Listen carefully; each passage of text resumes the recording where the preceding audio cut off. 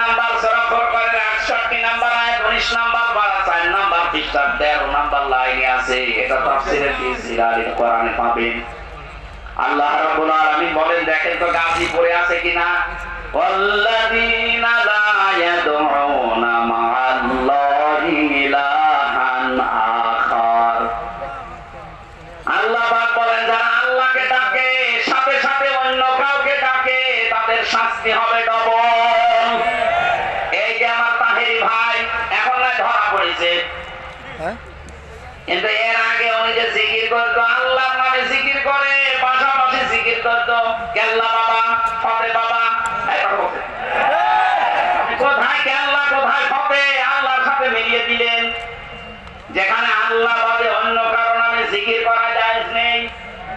এই ছেলে 4 নম্বরে আমার সাথে যে সোহেল চৌধুরী হত্যা মামলার আসামি মামুন ভাই ছিল, 25 বছর ছেলে। আমরা রাত 2:30-3টায় উঠতাম তাহাজ্জুদের জন্য। উনি আমার নিস্তালায় থাকতো, দেখতাম উনিও উঠে জিকির করছে, ইয়া রাসূলুল্লাহ ইয়া রাসূলুল্লাহ। কি গো, একদিন মাওলানা মামুনুল হক আমি ভাইকে ডাকলাম যে ভাই আপনি কি করেন? আমরা নামাজে দাঁড়িয়ে 1.5 বার 2 বার পড়ি, আমাদের ডিস্টার্ব হয়, আপনি কিসের জিকির করেন? রাসূলের ইশকে।